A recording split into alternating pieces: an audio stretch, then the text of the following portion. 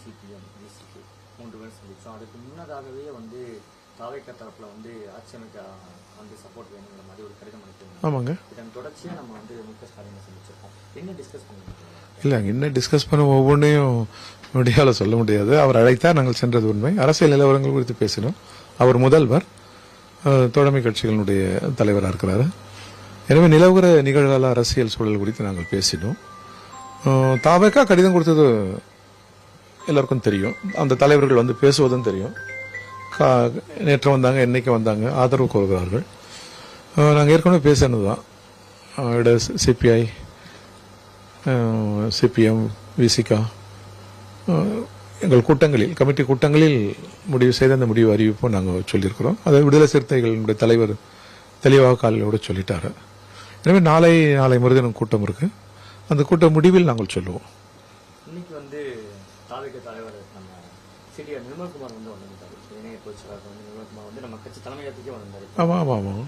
என்ன அவருக்கு என்ன டிஸ்கஷன் பண்ணாங்க? இல்ல, அவரும் வந்தாரு. கடிதம் கொடுத்திருந்தாங்க. இப்ப நேர்லயே இல்ல, அவரும் வந்தாரு.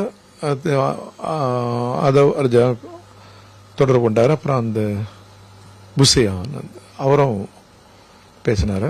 பலரும் தொடர்பு கொள்றாங்க, சொல்றாங்க. அது ஜனநாயகத்தில் இயல்பு.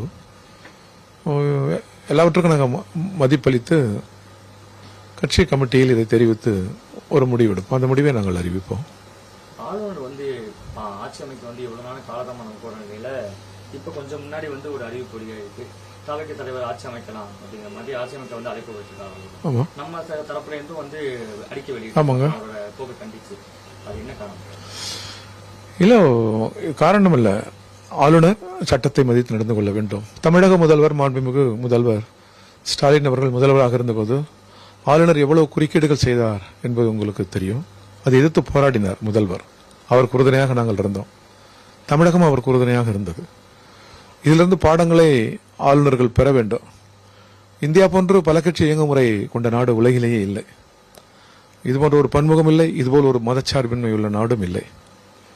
இந்த விழுமைகளை எல்லாம் நமது சட்டத்தின் ஆட்சி முறை காத்து நிற்கிறது. அதை ஆளுநரோ அதற்கு மேல் உயரமானவர்களோ சிதைத்து விடக்கூடாது என்பதுதான்